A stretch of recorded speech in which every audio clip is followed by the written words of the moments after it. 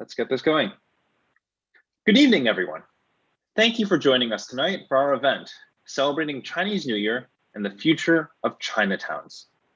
Tonight's event is hosted by the Committee of 100 in partnership with the Asian Pacific Islander American Chamber of Commerce and Entrepreneurship, also known as National ACE for short, and welcome to Chinatown. My name is Nicholas Wu, and I'm a congressional reporter at USA Today. Really honored to moderate tonight's event, and we encourage you to submit any questions that you'd like me to ask all of our distinguished speakers in the Q&A box on Zoom. We're going to try to get through as many questions as possible by the end of the program. Tonight, we're going to discuss the Chinatown paradigm. One of the areas hardest hit by the COVID-19 pandemic are the Chinatowns all across the country. It's no secret that Chinatowns have been heavily impacted by personal tragedy, financial hardship, and economic challenge. They're struggling from a lack of tourism, fear of the virus, and outright racism and violence directed towards Chinese Americans. Tonight, we've got a very impressive speaker lineup to discuss this issue. We've got 7 speakers, and all of them will provide a unique perspective on how Chinatowns are evolving and shed light on what we can do to support our Chinatowns. So on that note, I'd like to introduce our very first speaker, Dr. William Gao. William is a San Francisco-based community historian, educator, and documentary filmmaker. He's a 4th-generation Chinese American and holds an MA in Asian American Studies from UCLA and a PhD in Ethnic Studies from UC Berkeley. He served for 8 years as a voluntary historian and board member at the Chinese Historical Society of Southern California. He's also writing a book about Los Angeles Chinatown and its relationship to Hollywood cinema in the 30s and 40s. He's currently a lecturer at Stanford University, where he teaches courses in Asian American Studies, and history. William, the floor is all yours. Thank you, Nick, for that introduction. I'll go ahead and share my screen here.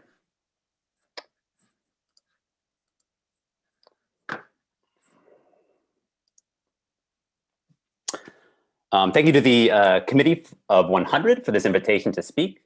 Today, I'll be giving a little bit of historical context on the rise of anti-Asian racism that we've witnessed since the start of the pandemic. My presentation is entitled "The Pandemic and the Legacy of Yellow Peril: Stereotypes." So my presentation today will discuss the historical roots of anti-Asian racism. This presentation contains racist images and statements. I use these images and statements to connect anti-Asian sentiments in earlier periods with anti-Asian xenophobia today. I contend that the rise in anti-Asian racism since the start of the pandemic reflects the systemic nature of US racism.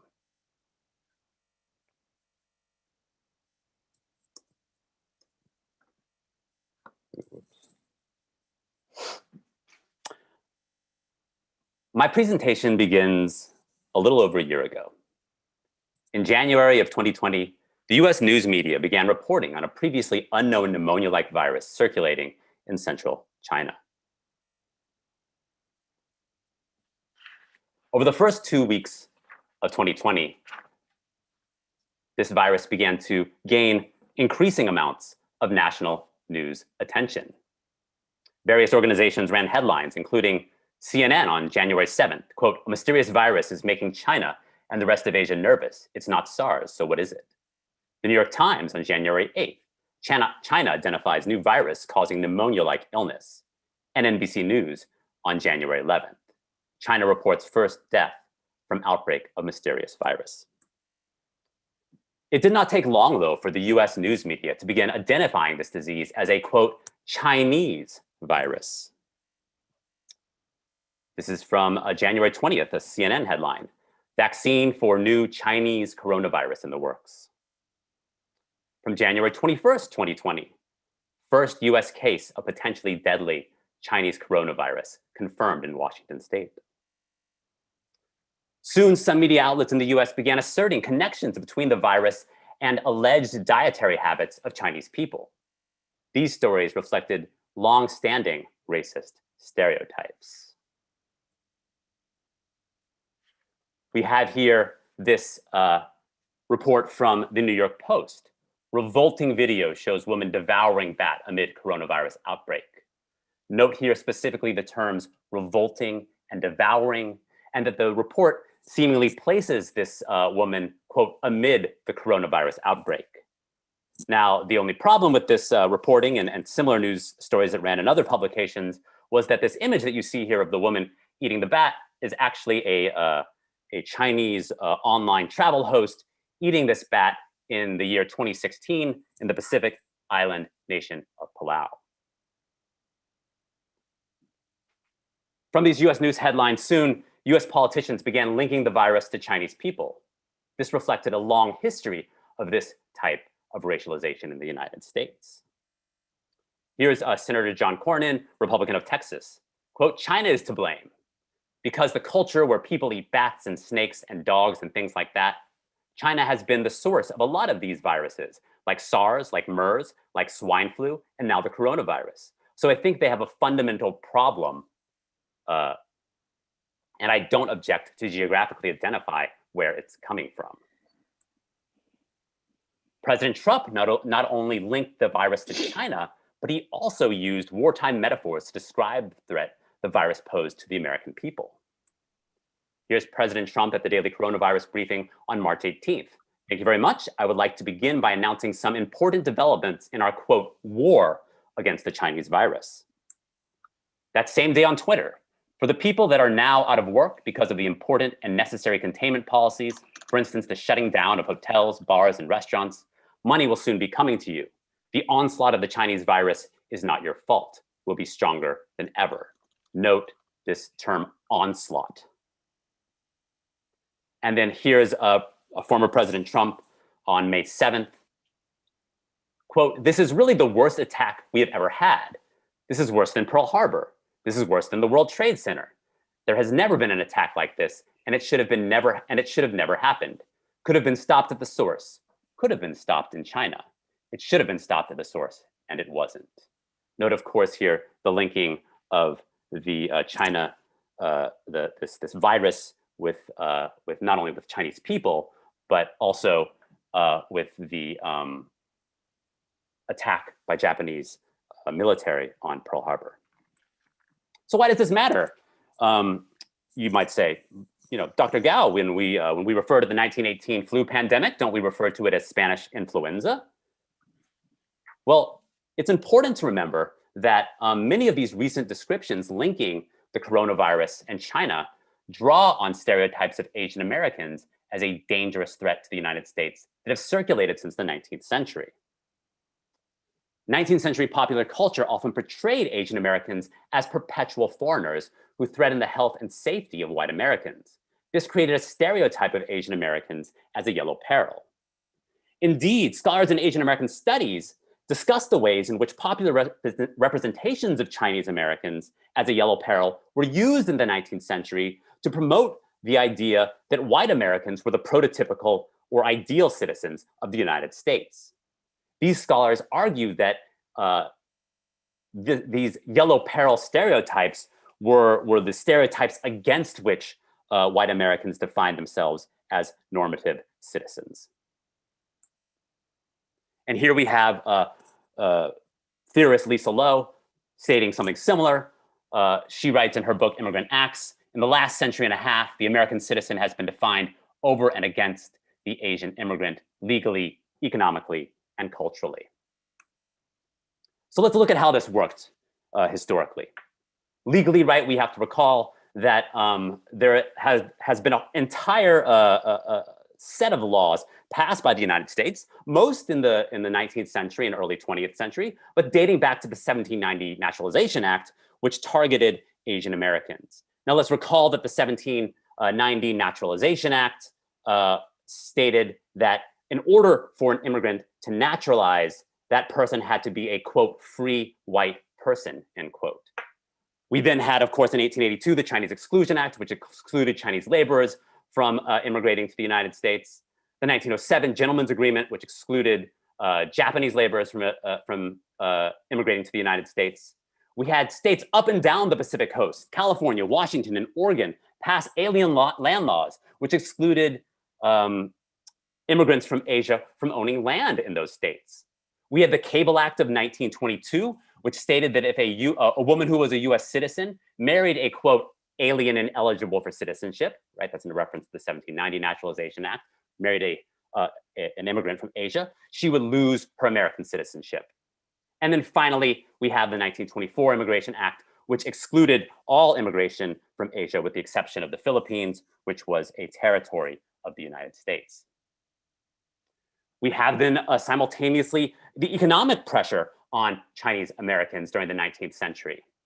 So during the late 19th century, angry white mobs throughout the North American West drove Chinese Americans out of rural communities into large urban areas.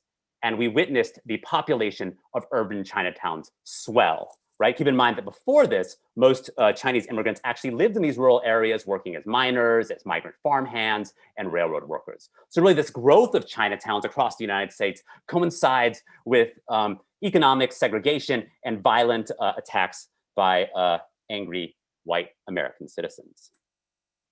And then finally, we have the cultural component of this. Note here this image from 1881 from the magazine The Wasp, quote, a statue for our harbor, which portrays the Statue of Liberty transposed to the harbor in San Francisco with a Chinese man on the statue. Note the man's long queue and the way it looks somewhat animal-like, perhaps alluding to a rat. And then note the beams of light coming from his head, which read filth, immorality, diseases, ruin to white labor.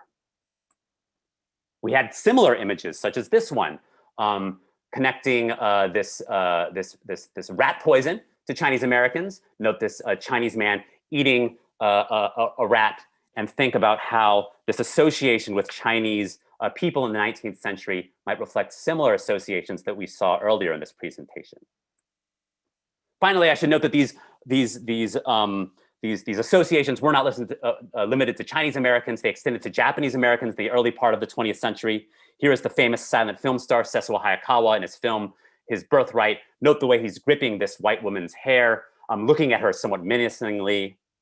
And of course, moving on to World War II, in which we have this caricature of a Japanese soldier, once again, grabbing an innocent white woman by the mouth. So I'll conclude by noting the fact that what we see here today in terms of the rise of anti-Asian violence isn't something that's recent. It's not something that's limited to the pandemic. Rather, it's something which is systemic, which is long-standing in the history of the United States. And I'll conclude with this statistic from the organization Stop AAPI Hate. Between March 19th and December 31st, 2020, the organization Stop AAPI Hate received more than 2,800 reports of anti-Asian racism and discrimination. Physical assaults made up 8% of those reported incidents. All right, thank you.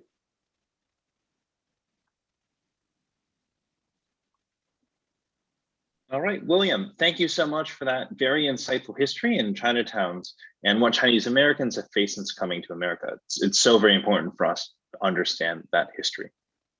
Our next speaker tonight is Grace Young, a renowned cookbook author and culinary historian. She's been nicknamed the Poet Laureate of the Wok and has devoted her career to demystifying the ancient cooking utensil for use in contemporary kitchens. She has been a fierce advocate for Chinatown, never more so than in her recent video series, Coronavirus Chinatown Stories. She's also partnering with the James Beard Foundation on an Instagram campaign to hashtag Save Chinese Restaurants all across the country.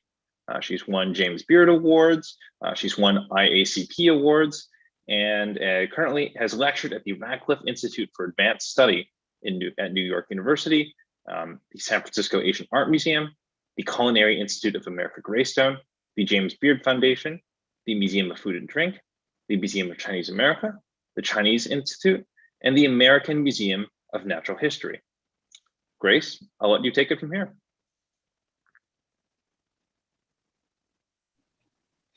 Thank you, Nick, for that introduction.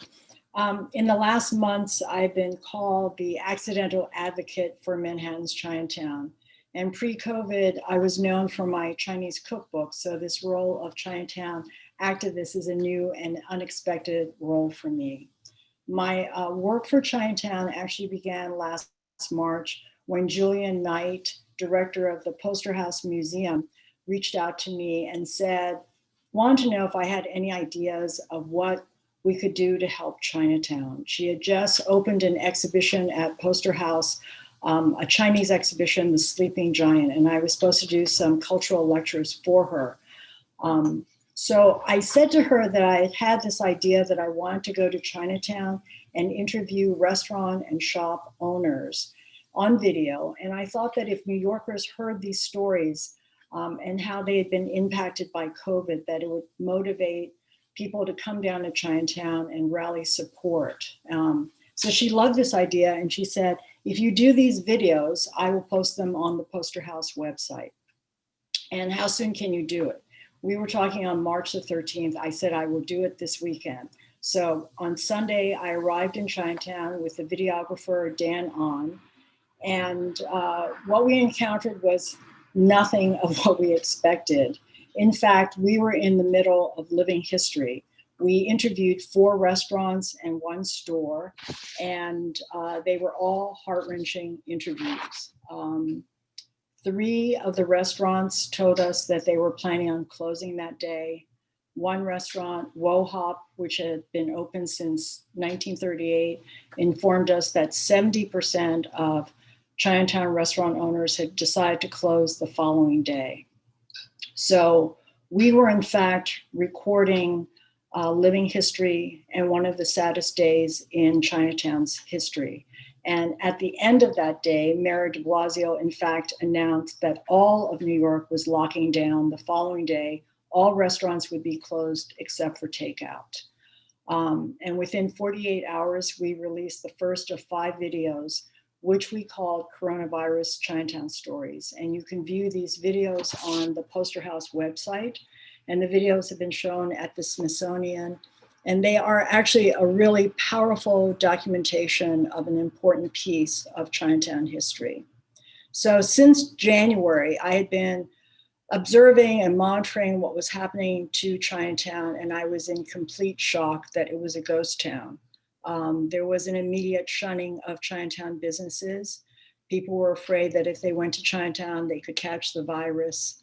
And it was heartbreaking to see so many stores and restaurants empty, and many of them reported that their businesses dropped 40 to 80%. So by the end of March, after I shot this Coronavirus Chinatown Stories on that Sunday, and in April and May, when we were in lockdown, I took many walks into Chinatown, and it was really chilling. Chinatown was like a Hollywood movie set of Chinatown. It was completely abandoned, empty. Mott Street, Mulberry, Elizabeth, Doyers, Pell Streets had no cars, no foot traffic, pedestrians. There were sometimes not even any parked cars on the street. And normally when you go down Mott Street, for those of you who are not New Yorkers, it can take you 10 minutes to just drive 1 block. So it was really heartbreaking. Chinatown had about 300 restaurants pre-COVID, and only 29 of those restaurants were open, and they were struggling to make ends meet by takeout business. At that point, it was quite unnerving being in New York City. 700 to 800 people were dying every day. And in April, many news outlets reported that 59% of independently owned Chinese restaurants had ceased their credit card and debit card transactions, which implied that they had permanently closed. And at the same time, P.F. Chang's, one of the largest Chinese restaurant chains, announced that their business had doubled in March, and they received $5 to $10 million in PPP loans. News outlets also reported that 233,000 Asian American businesses had closed nationwide. And at that time, I remember thinking, is this the future of Chinese restaurants in this country? You know, when we want to eat Chinese food in the future, are we going to be going to a PF Chang's or a China Express because all the mom and pop Chinese restaurants have closed? In Manhattan's Chinatown, we officially reopened June 8th, and many of the businesses that had been open on March 15th when we did our video series did not reopen. With warmer weather, life was a little bit more promising. By July, there was outdoor dining that was approved by New York City. And throughout the city, you saw restaurants setting up 12 to 20 tables on their sidewalks or on the street for outdoor dining. But in Chinatown, there was outdoor dining, but it wasn't quite so generous.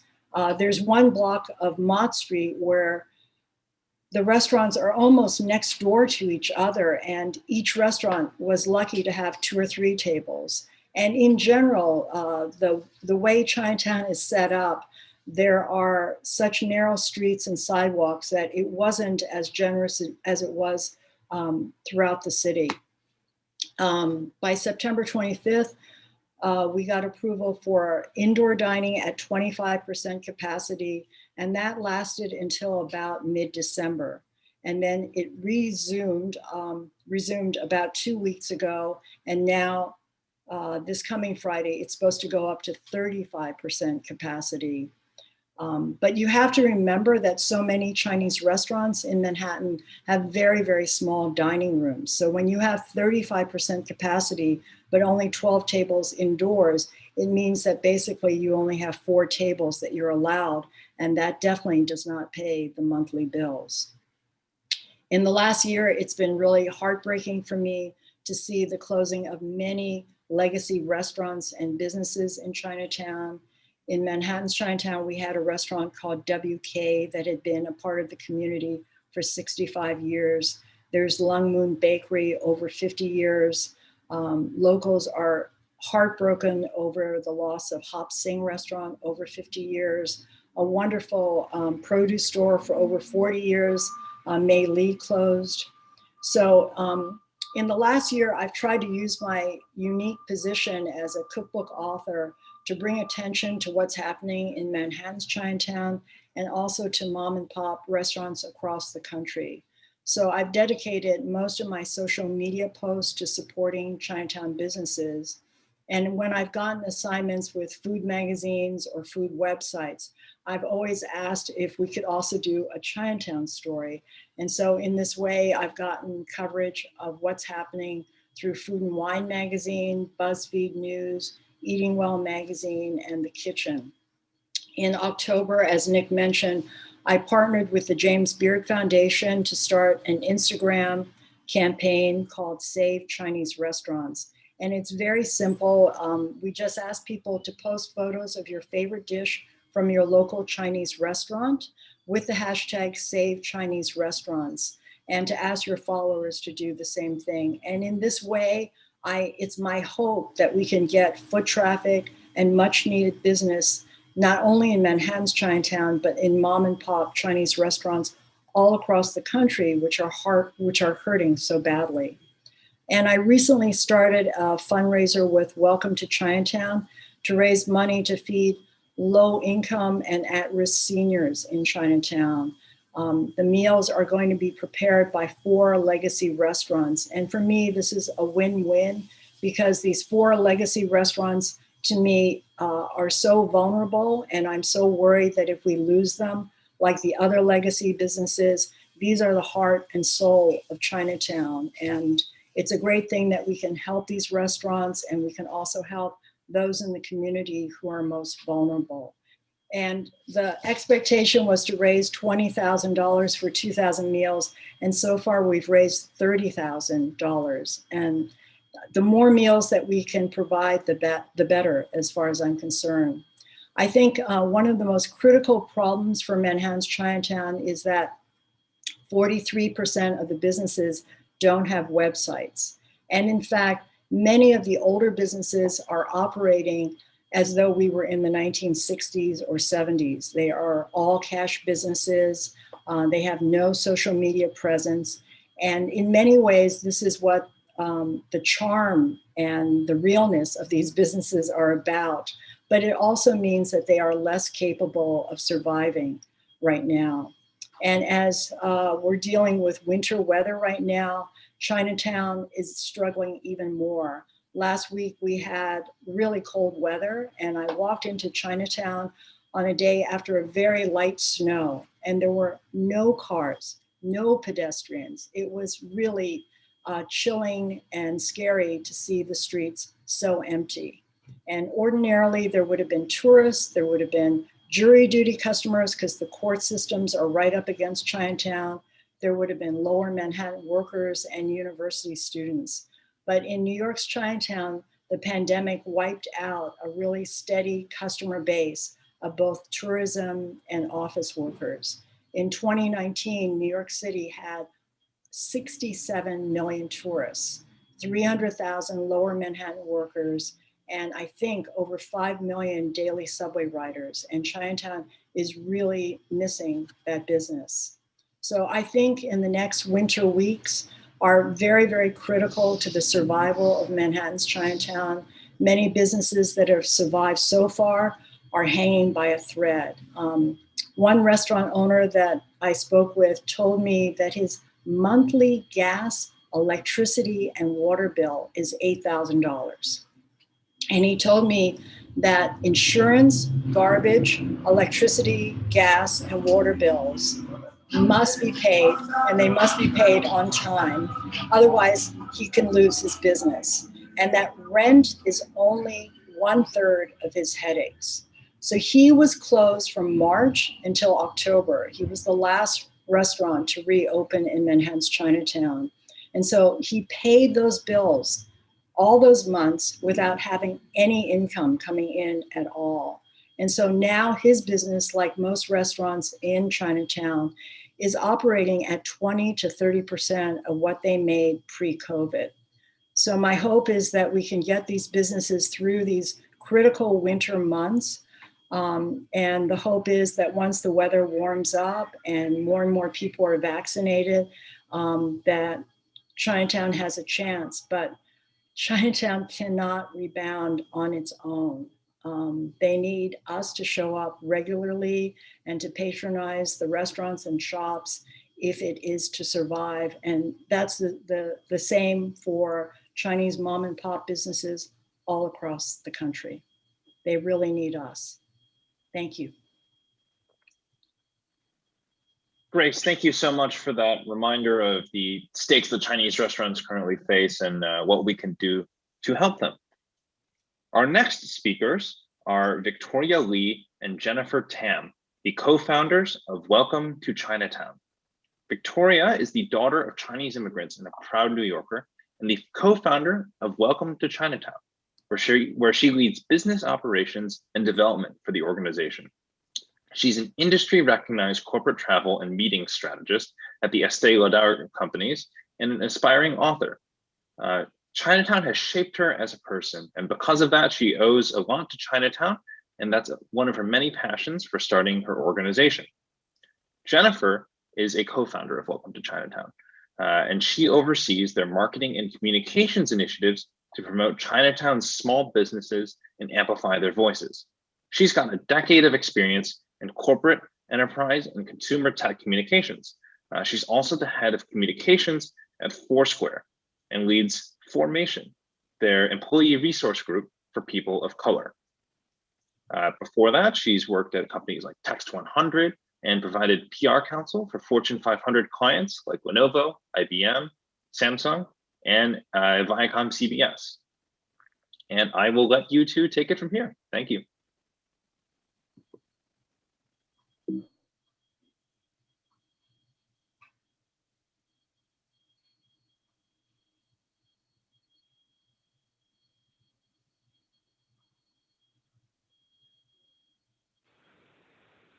Okay, awesome. I believe Jen will kick us off. Sorry, I think I might have been on mute. Can you hear me now? Yeah, you're good. Okay, sorry, I was on mute on the phone and not on the Zoom. Okay, so I'll start again. Thank you, Nicholas, for the kind introduction, and to Committee of 100 for inviting us to speak tonight. Like Nicholas mentioned, I'm one of the co-founders of Welcome to Chinatown. My name is Jennifer Tam, and I'm joined here tonight with Victoria Lee.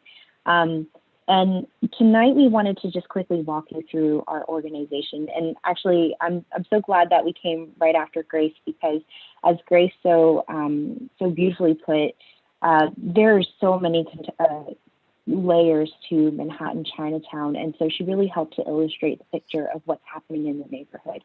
And tonight we wanted to walk you through a little bit about our organization and what we're doing to support the neighborhood through this time of need. And so next slide, please. Okay, so just a little bit about who we are. Welcome to Chinatown is a grassroots organization that Vic and I started. We're two residents of the neighborhood, both who've lived here for the last decade and have really grown our lives surrounded by the community within Chinatown. Much to like what Grace had shared earlier during when she was speaking about the landscape and what's happening in Chinatown, we really did see firsthand the impact that xenophobia and then COVID had on the neighborhood, where foot traffic was down as much as 80%. Today, we are still seeing that there's still about a loss of business anywhere from 50 to 80% on average. Our goal and the reason why we exist is to help say that Chinatown will always be open for business. At our core, we focus on supporting its small businesses because we really see how much they represent the microcosm of the neighborhood. I'm sure everybody here has their favorite spot in Chinatown and can recognize that it's not these big conglomerate multi-chain places, but those little tucked away hole in the wall places, or even big banquets that your family has been going to for generations.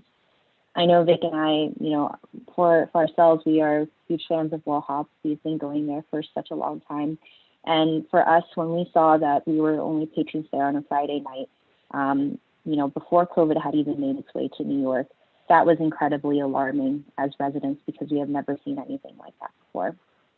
And so while we'll walk you through a couple examples of how we've tried to address the issue that Chinatown has been facing, I did want to spend a couple minutes talking about these strategic anchors that we have here on the slide that I think really ground us in the work that we do.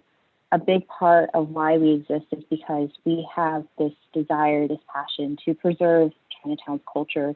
We know that it represents so much of what it means as Asian Americans, for us being daughters of immigrants, recognizing that if these businesses were to close, the damage is irreversible. Another important component of this is bridging gaps.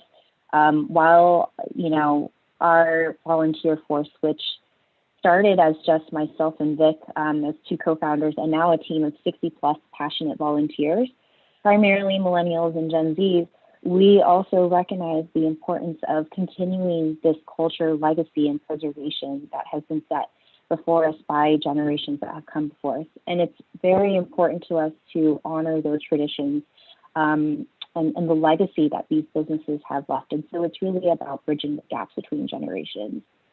And we do this by giving back. That is core to us as an organization of what can we do to give back to a community that has served so much for us, building our identity. And lastly, being change makers. We don't come from professional backgrounds or professional nonprofit backgrounds. We come from corporate backgrounds that, people may have wondered, why are two, corporate women going into this nonprofit space? But we recognize that in a serendipitous way has been our superpower, where we can adapt it into a small business setting and providing innovative solutions that offer small change management, so things that are easy for these businesses to opt into or adapt to, and supporting them in a way that looks at both the short-term repercussions, such as financial assistance in the near term, but also thinking about sustainability, because while we are still in this recovery phase of COVID, we also need to start thinking about what long-term sustainability looks like to ensure that their doors remain open. And while I'm really pleased to share that we are nearly $1 million in fundraising as we close in on our first anniversary of Welcome to Chinatown, we still have a long way to go. Chinatown still has a long way to go. And so I'll toss it over to Vic, who will speak a little bit about how we've identified a few solutions and what we're working towards. Great, thanks, Jen. So we have quite a few initiatives on the Welcome to Chinatown side, but the one I wanted to focus on today was our longevity fund. The longevity fund was our answer to the lack of access and equity for Manhattan Chinatown small businesses. So it is the only grant program that is exclusively for Manhattan Chinatown small businesses. And with the longevity fund, we prioritize the most at-risk businesses. And what we're defining as at-risk, it's based on the cultural, socioeconomical, or language barriers that might have prevented any of the small businesses from applying for aid. In addition, it's not even if they apply, they have trouble accessing it. So 3.7% of New York City small businesses obtained a PPP loan. And there was a study from the Center of Responsible Lending where they estimated that 75% of Asian-owned restaurants were unlikely to receive a loan through mainstream credit or banks. So this was Jen and I, we saw this need that the businesses needed to have funding in order to address their mounting overhead costs, which were much longer and more prolonged in comparison to other small businesses, given the xenophobia that businesses were experiencing declines as early as February. So how we do this for the Longevity Fund is we have a really hyper-local approach. Our success has been in being a hyper-local organization and understanding the nuances of the community. So we took it in our hands with the grant program to be able to ensure that we had our applications translated in traditional simplified Chinese. And also we didn't have a first come, first serve mentality, which really prohibits a lot of these businesses. We also went door to door. We ensured that they were able to see this application, and we're a new organization. We had to build that trust. So we wanted them to safely see our face. In addition, we also had a really multifaceted selection committee. So our impact, that 45 small business grants have been distributed, totaling to $225,000. And so far, I'm happy to announce that all of our round one recipients still have access to funding. So in terms of next steps and where we're going, we're focusing on recuperation and sustainability. We really want to empower the small business owners to be able to thrive independently. So we'll be looking at evolving the Longevity Fund to become a small business accelerator. A lot of accelerators are targeted towards individuals like myself, but we want to be able to make this scalable and also approachable and address things such as the model minority myth. In addition, we also are launching, we actually have launched, so we encourage you to check it out on our website, a hyper-local digital directory. Grayson mentioned the stat about the lack of digitalization efforts within the community. We had about close to 100 applicants for the Longevity Fund. 67% of them do not have a website. It's not worth it for some of these businesses to maintain the website.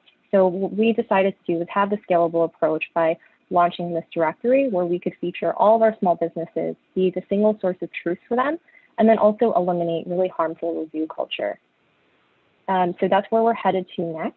And just want to toss it over back to Jen. So just to kind of wrap up, we are working diligently every day with our team of volunteers who have this joint mission of helping Chinatown get back on its feet, whether it's through the short and the long term that Vic was talking about. I did just want to kind of leave with one quote that we got from Mr. Lee at KK Discount. He owns this kind of variety store of all sorts in the heart of Chinatown for 30 plus years. He said that because of Welcome to Chinatown's help, he's actually started to see a significant increase in his younger customers. And he attributes it to the fact that we've been able to highlight and amplify the voice of this business owner to a new audience that they haven't been able to tap into before. Input and feedback like this is so special to us because it means that what we're doing is working, that what we're doing is being able to expose the beautiful stories that exist across so many different small businesses in Chinatown. And so we hope that you'll join us in our mission to continue to support Manhattan Chinatown and Chinatowns across the US. If you're interested in learning more, our website is welcometochinatown.com. We're on social media, Twitter and Instagram, and recently on TikTok. And thank you again to Committee of 100 and for everybody who's tuned in for joining and listening to our organization and what we've been up to. Thanks again.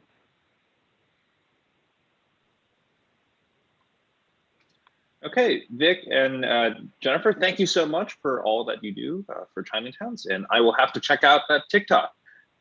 Next up, we have Betty Louie, a board advisor for the Chinatown Merchants Association.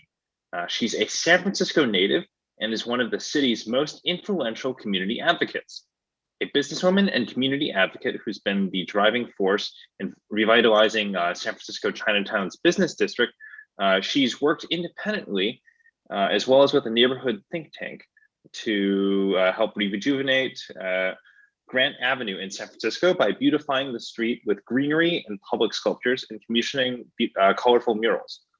She's also worked on revitalizing the historic San Francisco Chinatown neighborhood through civic engagement, philanthropic work, and building off her family's legacy. Betty, it's all you.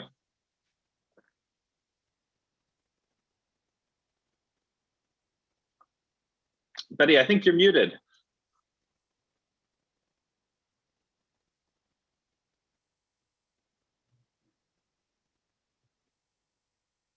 I'm sorry, I think you're still muted, Betty. I couldn't find my screen. Thank you so much. Thank you everyone for Nicholas and C100 for allowing me this great opportunity to let the world know what we're doing here in San Francisco Chinatown. I visit New York's Chinatown at least once a year, except this last year, to go to trade shows. And the first thing I do is hit your Chinatown to get ideas. And you know, I think New York is Chinatown on steroids for San Francisco. We're just not where you guys are yet, but we're going to get there.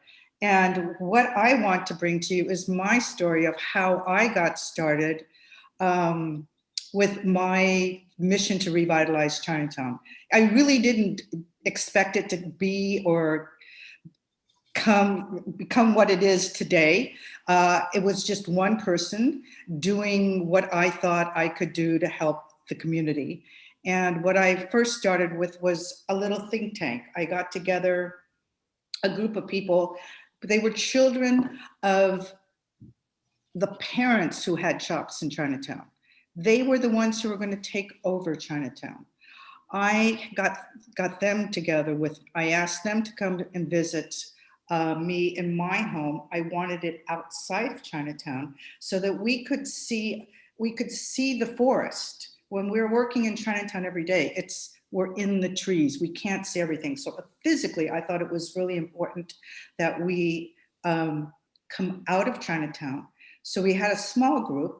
And I realized within this group, nobody knew each other, and they were each standing right next to each other or working next to each other, and they didn't even know each other. They had never seen each other because they were working so hard. So I made them introduce themselves to each other. It was just this simple gesture.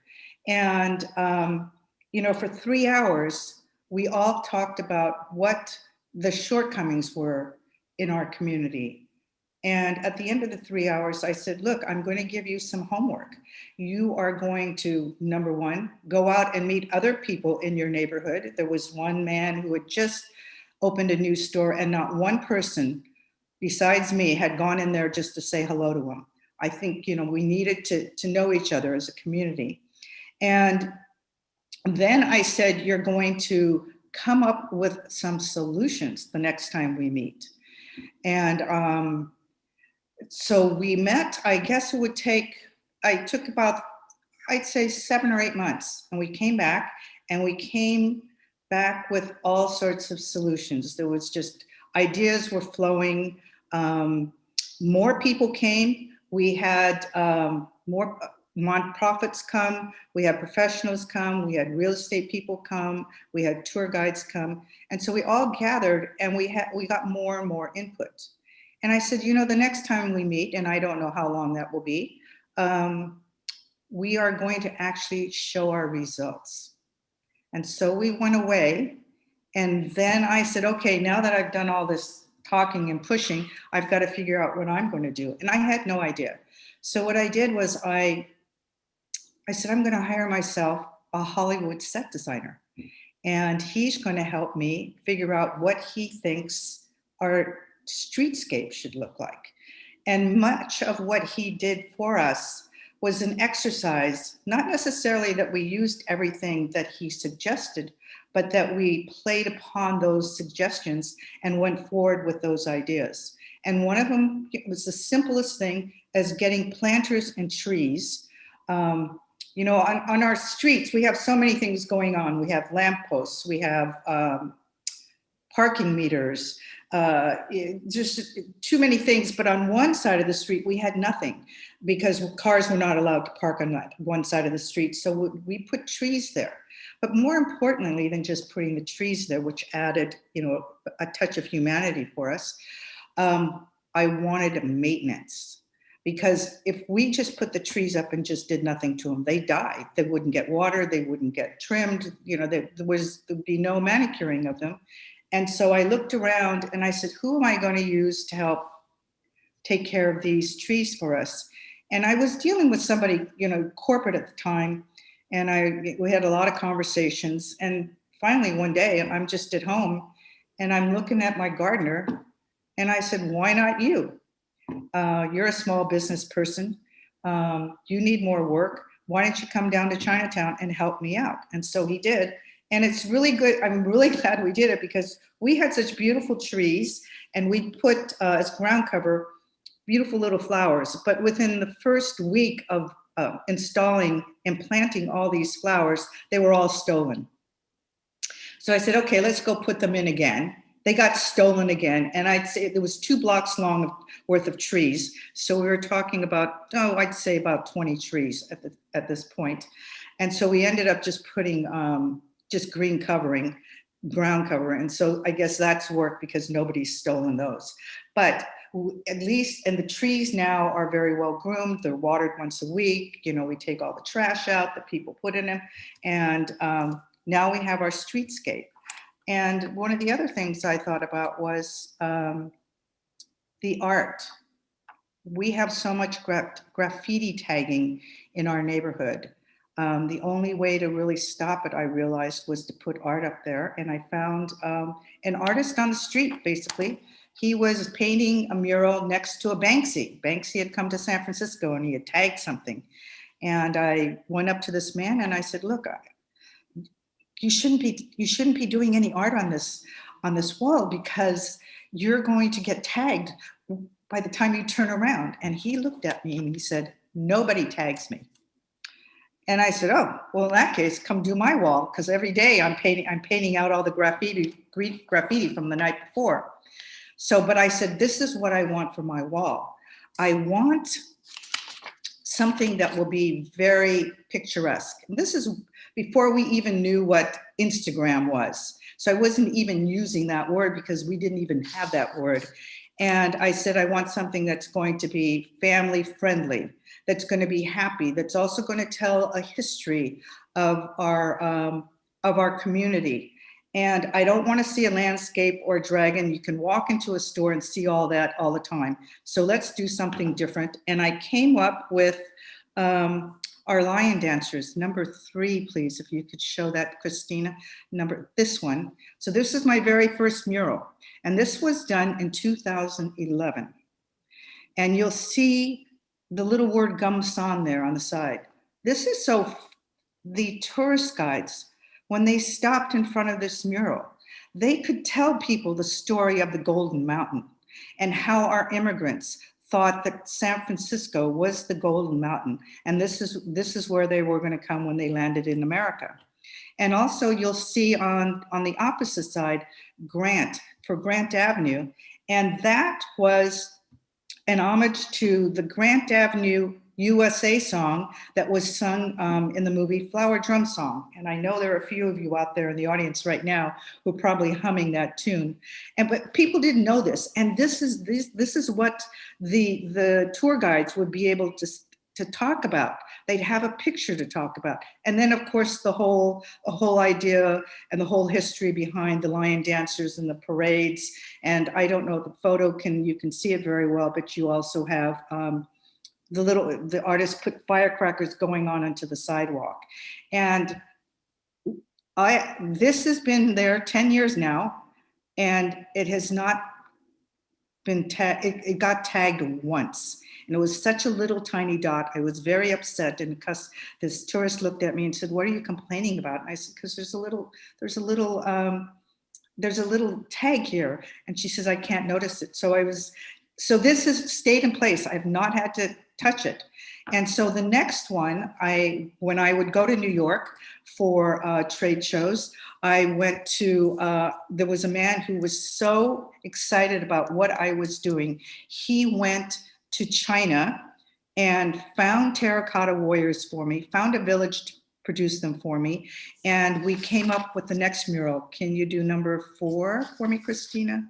Yes. And we put the terracotta warriors, you see that those, for scale wise, they're at least, I'd say almost 6.5 feet tall. And this building, I put terracotta warriors because this was also a story about our heritage, not necessarily San Francisco's Chinatown, but our heritage here. So we have this. And so I got my art started, and now I needed food. I needed to figure out what I was going to do for food. And I was lucky enough to have a space that was going to be vacant. And so I wrote to our local food critic, and I said, "I'm trying to revitalize Chinatown. I need food. Please send me somebody who's looking for a restaurant in Chinatown." And with that, I never thought he was going to give me a name, but 3 weeks later, he gave me Brandon's name, Brandon Jews. And I called Brandon immediately, and he really wasn't interested. And I said, "I can give you something that nobody else will give you in San Francisco." And I can remember him saying, "Oh yeah, what?" And I said, "Cheap rent." And with that, he said, "Okay, I'll meet you now. I'll talk to you." And once we met, and I love that we meet in person, it's very important. We clicked immediately, we shook hands, and that was the beginning of our relationship. I had no idea what he was going to do. And within Betty, I'm sorry to cut you off, but we've got to move on Am I to the already next there? speaker My now. 10 minutes? Oh my God, That's 10 minutes, yeah, time Okay, wait a flies. minute, can I show you real quickly? Can you show number 8, Kimonono, that's another store. Look at this store. This is a store in Chinatown right now. And then will you show number 7, J Chocolates, please? This is a gal, I'm helping her. She, a single mother of 3 who is going to fulfill her dream with the beautiful chocolate store. And I'm so sorry, I didn't realize I was going on and on. Oh, But that's okay, that's okay. It was such an interesting presentation, and really thank you for sharing your experiences in San Francisco Chinatown.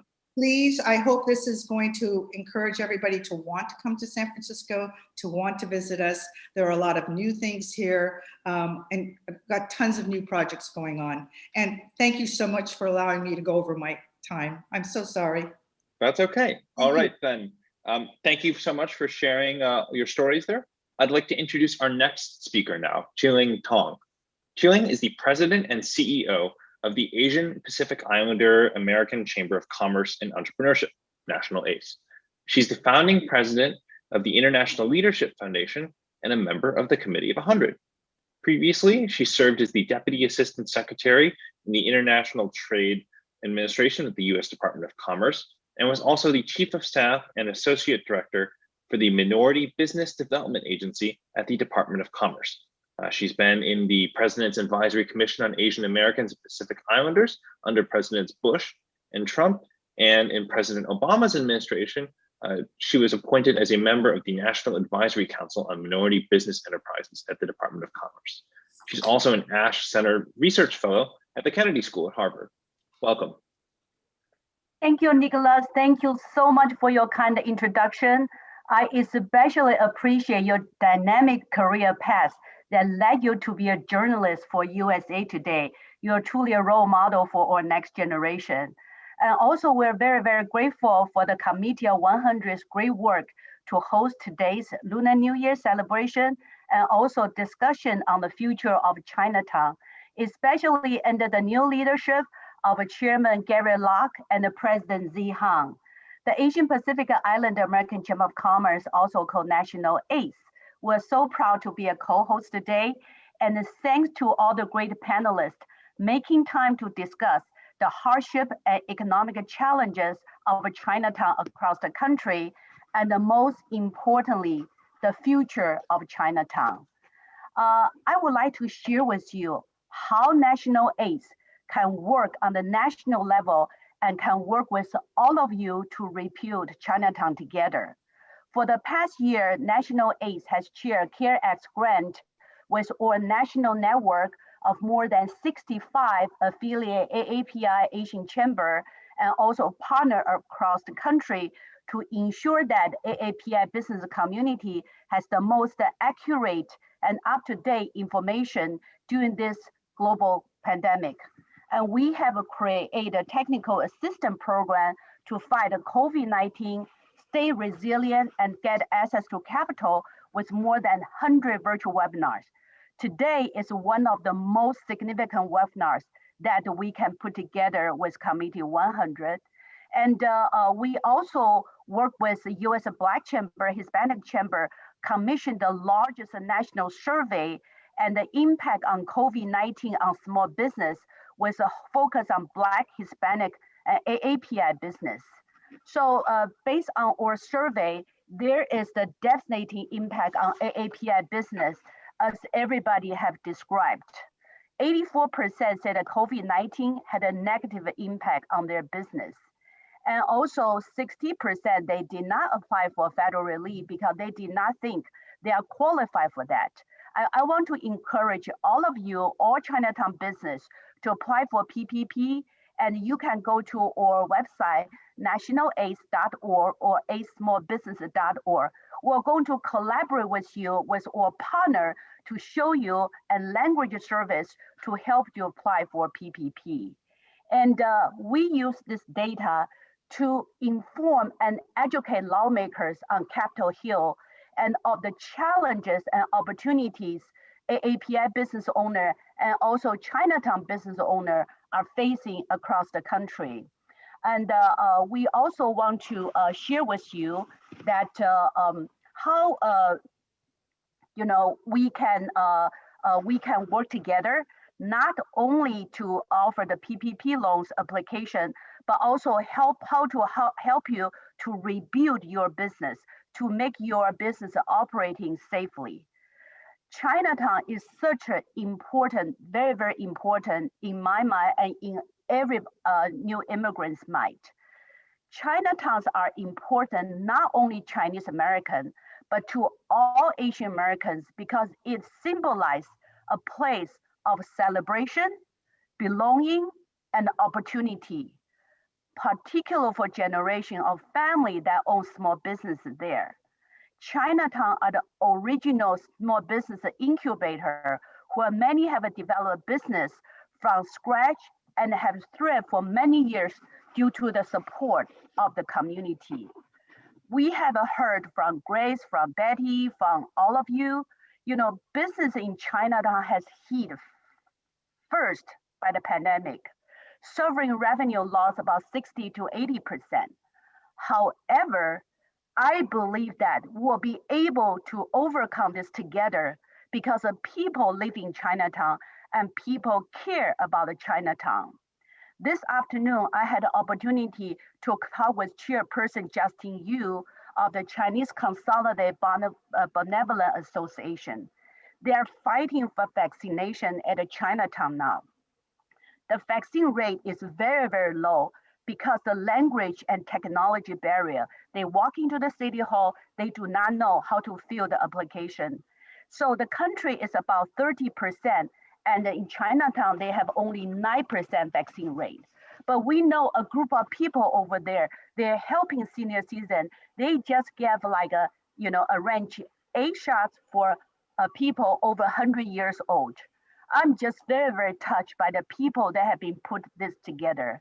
And also I checked with Robert Moore, another Chinatown community leader who collected significant PPE donation for essential workers during COVID. I know many, many people in Chinatown, they have been doing that. So Grace has mentioned that the Chinatown's restaurant is facing such a difficult time. So during the Lunar New Year celebration, National AIDS put a good show, and we highlight all the AAPI restaurants. So in May, during the Asian Heritage Month, that's another opportunity. Grace, we really like to work with you and other nonprofit organizations in Chinatown to help Chinese restaurants. And look at all the young generation today. We have a Jennifer, and we also have a Victoria. Thank you so much, because I tell you, to have a digital e-commerce platform is so critical. During the chat, I saw this from Pefan Kashida, the president of California Asian Chamber. People interact with each other, just try to help to build it. Look at all the panelists. Dr. Gao, your publication and lecture highlight the Asian American public culture and history of Chinatown. And Grace, you have done such a touching and powerful video to show Chinatown story during COVID. And I look at the next generation here, and then Nick and Jennifer, Victoria, we really need the next generation to involve with all the Chinese activity, just like what you're doing. And of course, Betty, you drive the Chinatown Merchant Association is so significant. And last but not least, I really want to address the violence against AAPI in the community and also in the Chinatown. As Dr. Gao has mentioned, since the start of a COVID pandemic, there will be over 3,000 reported anti-Asian hate incidents, including attack targeting 91-year-old man in Oakland, Chinatown.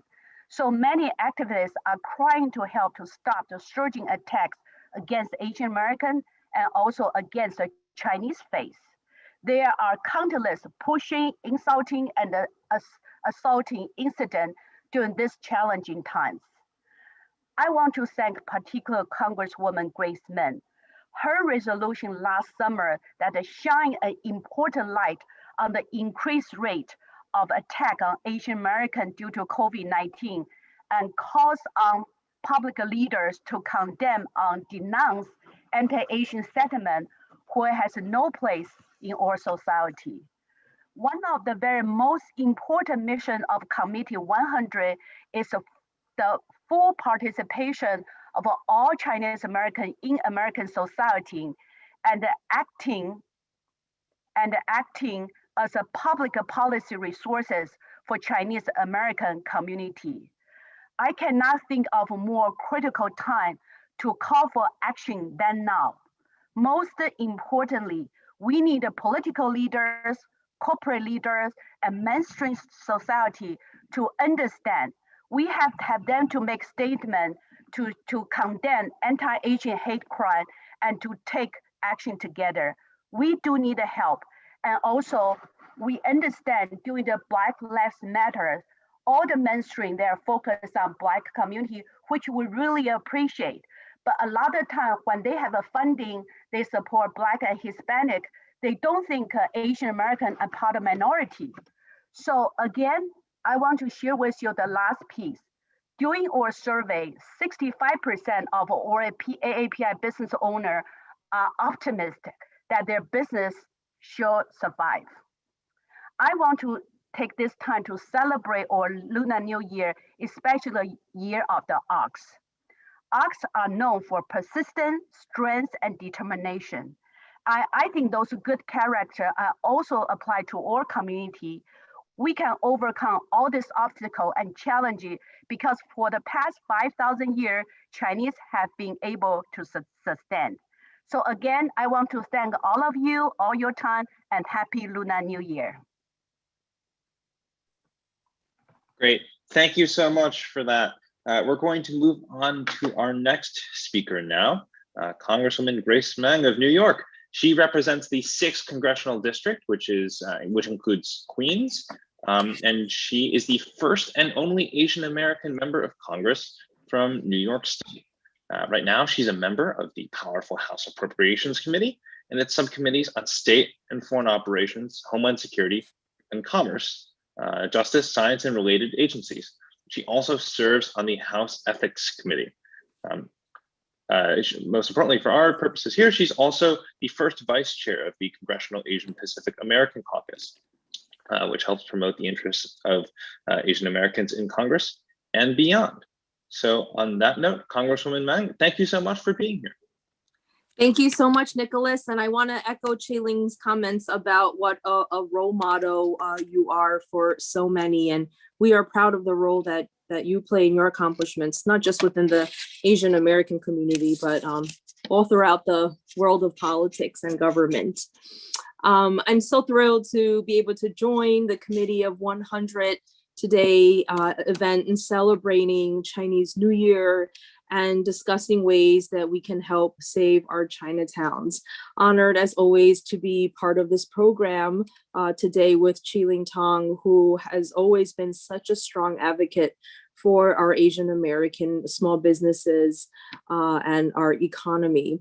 Betty, thank you for the information. I had taken my kids before the quarantine to San Francisco's Chinatown for their very first trip there. And we got to experience so many things, their first official tea ceremony.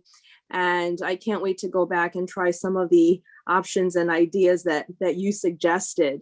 We are proud to represent here a large Chinese American community in Flushing, Queens, and also are nearby to Manhattan, Chinatown here in New York.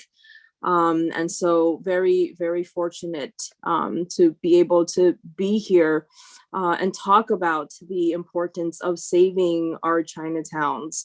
I want to thank Chairman Wang, our board members, and all the staff and volunteers for putting together this discussion and so many events that you do throughout the year. You know, this year's Chinese New Year celebration obviously takes place in the shadow of COVID-19. And while we can't gather in person like we normally would, I hope that you all had and are continuing to celebrate virtually with family and friends. And as has been discussed, this pandemic has been such a monumental challenge for Chinatowns and the Chinese American community across the country. Because our community really has been fighting two viruses simultaneously, the COVID-19, economic fallout and anti-Asian hate. As was mentioned, before the virus even hit us here in New York and across the country, we already saw our communities, especially our small businesses and community members, really suffering from vicious discrimination, ignorant discrimination, and really severely harmed our Chinese American communities and Chinatowns. They suffered first. They were a canary in the coal mine that foreshadowed the economic toll and ugly racism and hate to come over the next few months. And here we are almost 1 year later. Chinatowns are vibrant spaces that offer everything from food to retail to cultural events. They are doorways that connect Chinese culture and cuisine with what is America today. Throughout this last year, I've been really heartbroken to see so many establishments, some who have been around since I was a kid, having to close down because of discrimination, pandemic fears, and loss of profits. Their survival is critical to the well-being of our country, and we can't allow them to fail. Tonight's forum shines a direct important light on the challenges they face and underscores why we need additional support for them. Last year, as you may know, Congress delivered several much needed COVID-19 relief packages to help our country. While the Small Business Administration's Economic Injury Disaster Loan Program, or EIDL, as you may know, and Paycheck Protection Program, PPPs, brought limited relief, it was not a cure. Last December, Congress delivered a $900 billion package that included several solutions to help small businesses. Some examples were reopening the PPP program, permitting certain small businesses to apply for a second round, simplifying the loan forgiveness process for loans under 150K, and infusing $20 billion for the emergency EIDL grant program. Congress created we are creating an almost $2 trillion American Rescue Plan under our new president, Joe Biden, so that we can finally end this pandemic once and for all. These are important steps that were urgently needed, but more must be done, including what Qiling was talking about, combating anti-Asian hate and racism. I did introduce a resolution 908 last year that condemned all forms of anti-Asian sentiment related to COVID-19, which passed the House in September. I also introduced the COVID-19 hate crimes bill.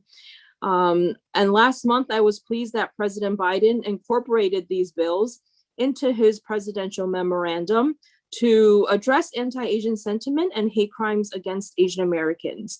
I do also want to say a special thank you to so many of our allies from beyond the Asian American community. From day one in Congress, the Congressional Black Caucus and Hispanic Caucus and the leadership in Congress stood with our Congressional Asian Pacific American Caucus on this resolution, and also to denounce bigotry towards Asian Americans.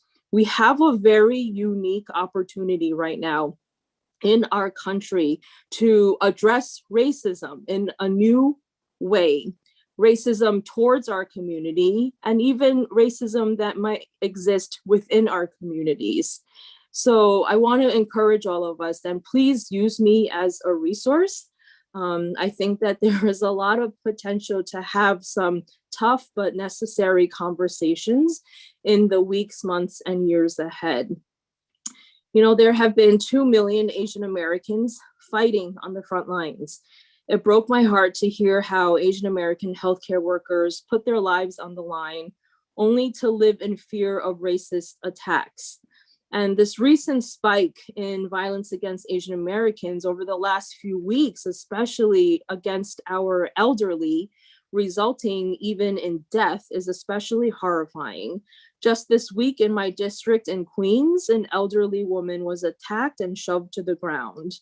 And these are our parents, our grandparents, and these acts of violence against them are unacceptable. And the perpetrators of such heinous crimes must be punished. So President Biden's memorandum is a positive step forward, but we must continue to speak out whenever and wherever anti-Asian hate crimes rise. We must ask all our elected officials, not just Asian American ones, elected officials and candidates, what they are doing to help combat and condemn bigotry towards Asian Americans. We demand in unity that this xenophobia and violence end at once. We can't and we must be idle. You know, this terrorizing of Chinese and Asian Americans, especially our elderly, must stop.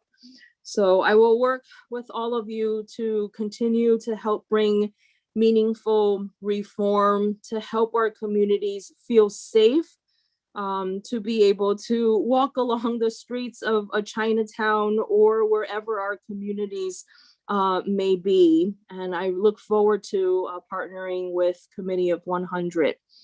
Happy New Year, 新年快乐，身体健康，万事如意，谢谢。All right, Congresswoman, we've got time for one question right now. So you've championed a lot on helping Asian American businesses during the pandemic. We just found out that the coronavirus relief bill will be up for a vote in the House on Friday. So could you let the audience know what you're looking forward to this, and what could be in here to help Chinatowns? Sure. Well, in general, this is a plan that is desperately needed in this country right now. It will help us expand really basic, things that we need to do as a country to help heal from the pandemic, from testing to vaccinations, and just having a national plan in general. Chi-Ling talked about the lack of access to vaccines that still exist in many of our Chinatowns, in our Asian American communities across the country. There will be a lot that will help our our poverty families, children living in poverty, and specifically towards Chinatown and small businesses. We will provide additional relief to help independent restaurants. There will be expanded PPP eligibility for nonprofits, and just more of that idle money that we talked about earlier, but just an expanded way to continue to help our small businesses. Got it. All right, time for one other quick question. So, there's obviously been this very disturbing rise in anti-Asian violence, and it seems that a lot of people are struggling to respond to this. In Congress, you've championed efforts to help raise awareness. We all attended this press conference that you were part of last week on the issue. Could you talk a bit more on what needs to be done here? I know that you had, KPAC had requested a meeting with the Biden administration on their implementation efforts here. What's going on that front? Yeah, we continue to request a meeting with the Biden administration, specifically the Department of Justice. What was part of my original resolution, it wasn't just symbolically condemning bigotry, but it also directed us to work with agencies such as the Department of Justice, which would collect data and statistics. We need the numbers, we need the stories to be able to help provide resources and solution. It is not easy for the Chinese American community, especially the newer immigrants, or especially folks that didn't necessarily grow up here, to feel comfortable in reporting it, to say out loud, and to feel vulnerable. We have to make it easier for our community members to feel like they can report these incidents, and that if they report it, that it will matter. And so, we hope to be able to work with the Biden administration to be able to collect this data, and to be able to also provide more resources on COVID in different languages. Those are some of the ways that we'll work in the immediate next few weeks. Got it. All right. Thank you so much, Congresswoman. We're now going to move on to a short moderated question and answer session with the audience here. So what I want to do first is do a quick lightning round with all of our speakers. And you've got 15 seconds to give an answer here. What is one thing that we can all do to go and help our Chinatowns? Let's start with Betty. I see you first.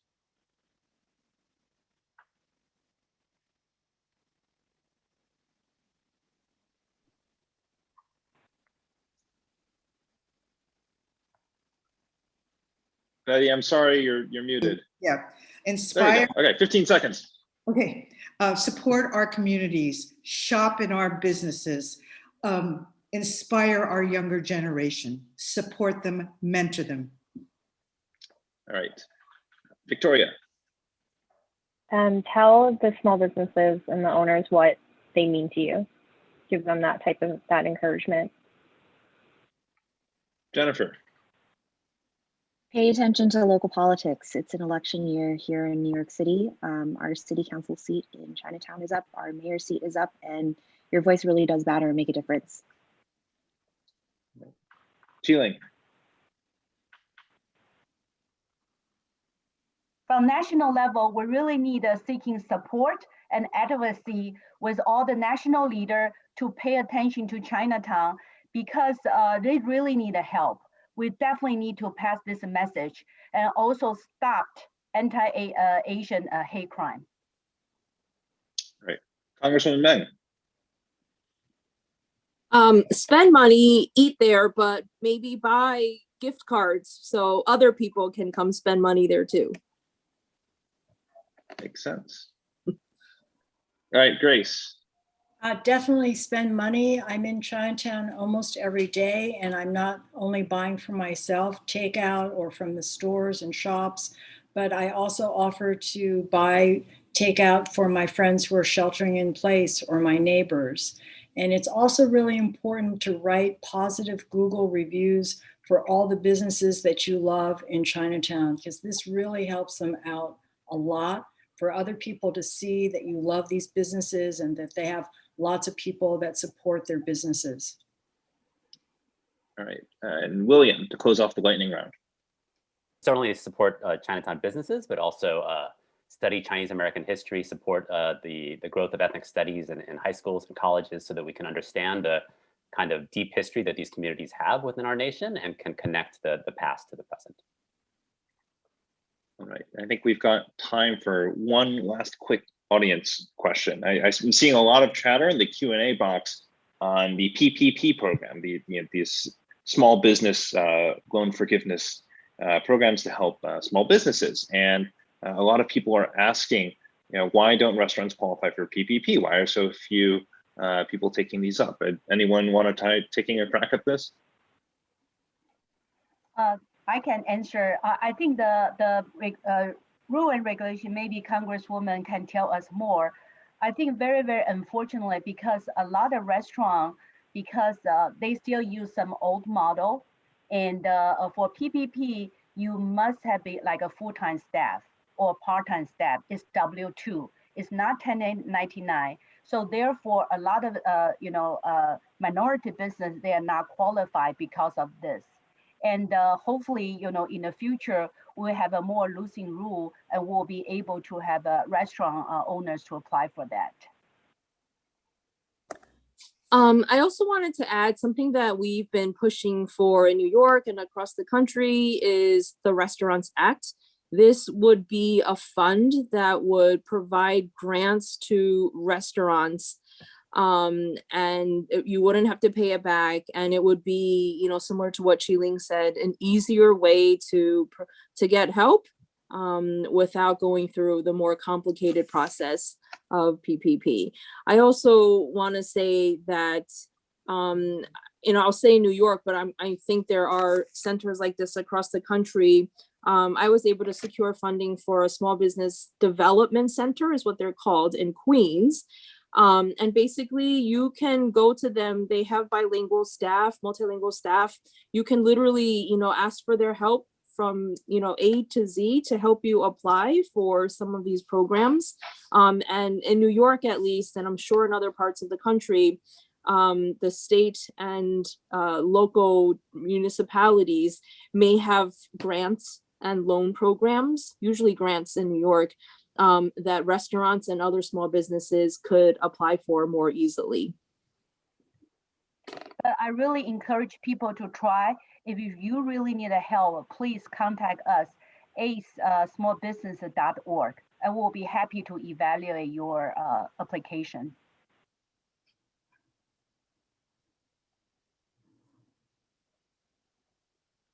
Okay, just as a reminder, if you have other questions that you'd like to see me ask, feel free to type those into the Q&A and I will take a look. I'm seeing a few questions coming in on what we can do to help Chinatowns that aren't in San Francisco or on the West Coast and on the East Coast. Anyone have any ideas there?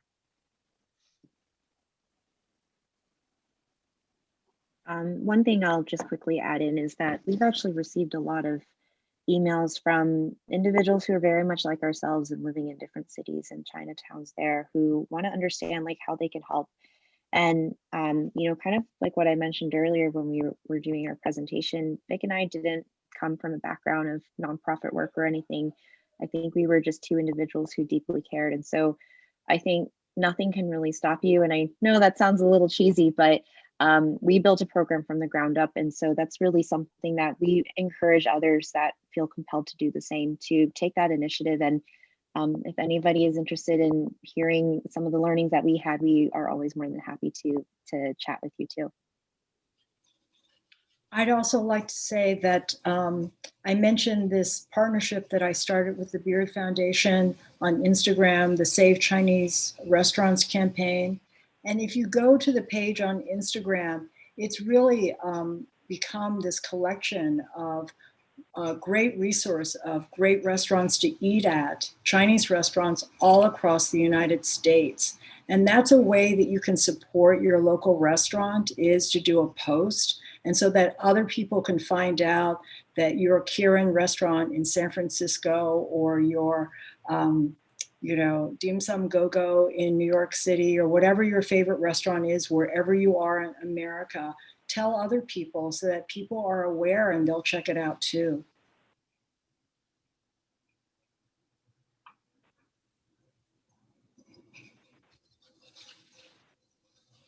Okay, and we've got time for one last audience question. Actually, never mind. We